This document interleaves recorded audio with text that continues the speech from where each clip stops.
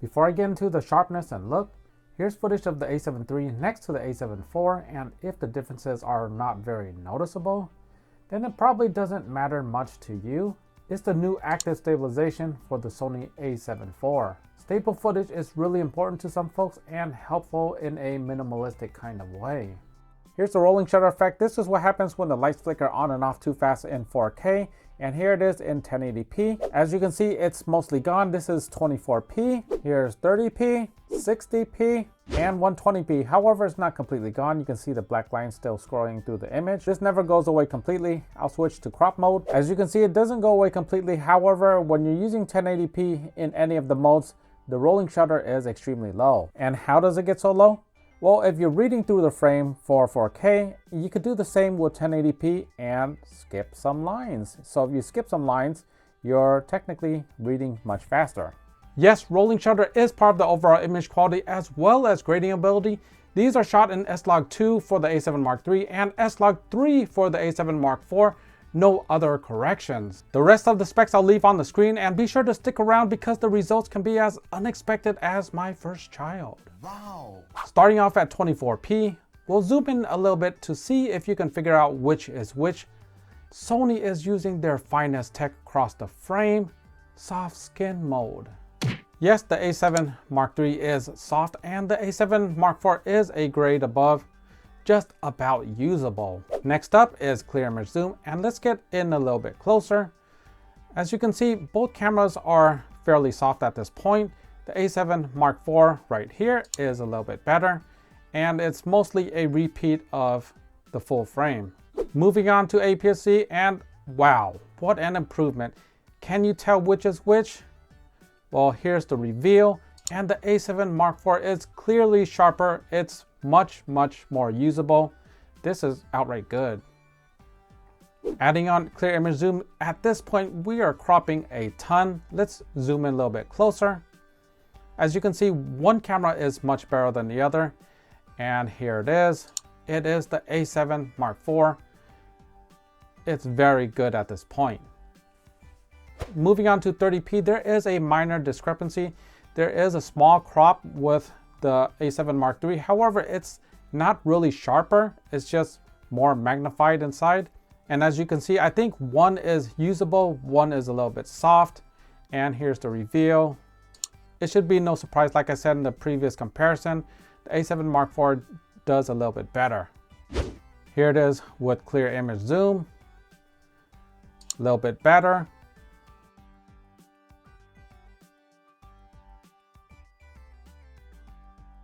And APS-C, this is where it shines for the A7 Mark IV. As you can see, it's clearly so sharp.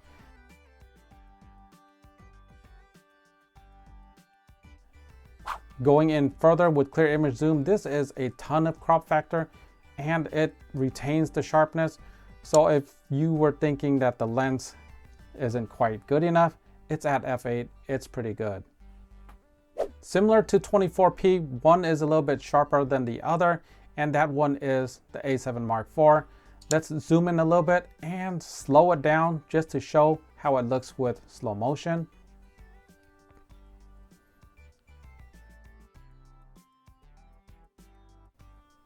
And here it is with clear image zoom. It's more of the same, just a little bit sharper. And here it is with slow motion.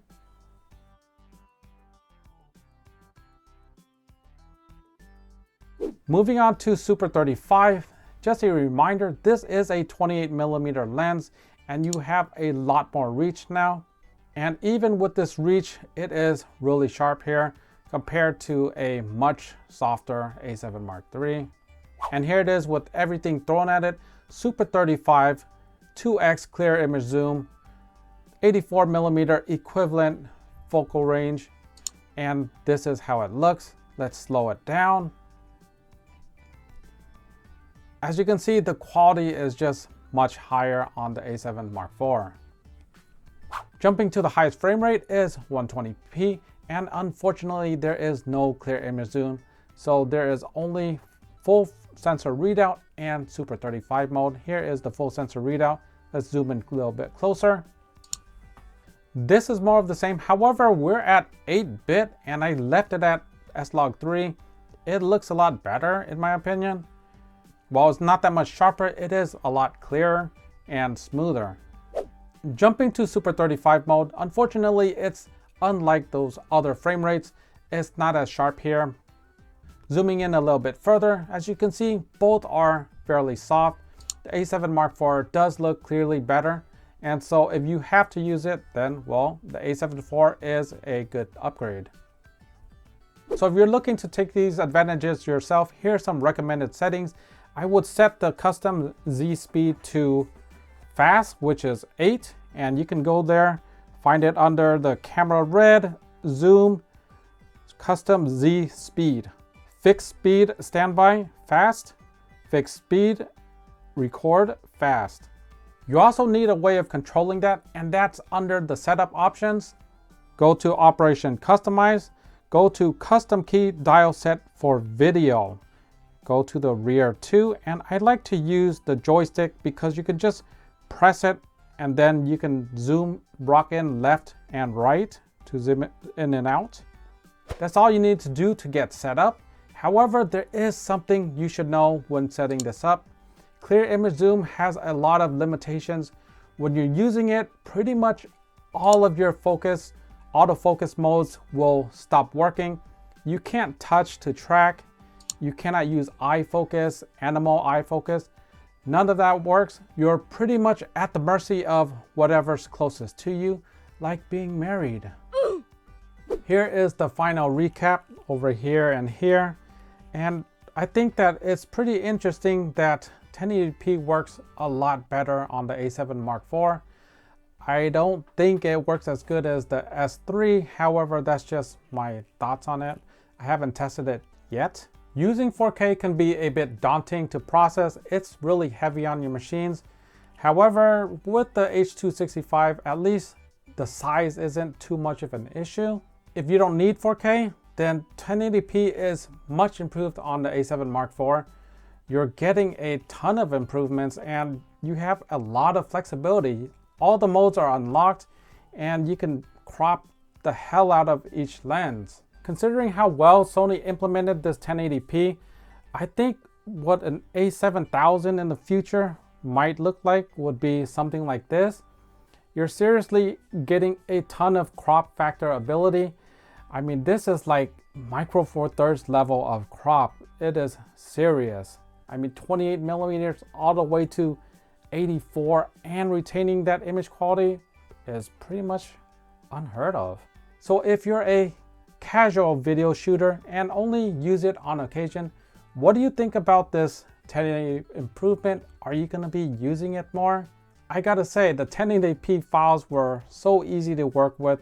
Using a 1080p timeline, which this was processed in, being so easy to use, having an extremely flexible setup, and a total hassle-free experience, I can see it being a guilty pleasure, kind of like watching Tony Northrup.